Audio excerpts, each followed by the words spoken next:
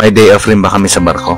Bilang isang server sa cruise ship, nagtatrabaho kami 10 to 12 hours a day and 7 days a week. And take note, 7 to 9 months ang contract. In short, wala po kaming day off. Pero may tinatawag kaming lunch off.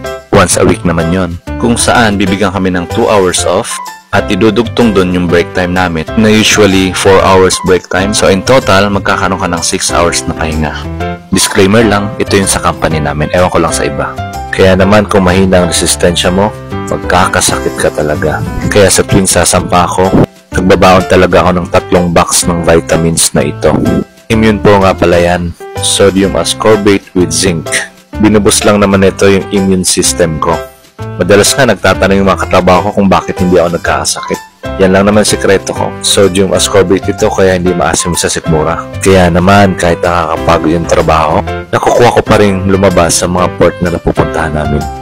Hindi lang puro trabaho, dapat nagliliwaliw rin. Sayang naman yung privilege ng pagiging seaman natin.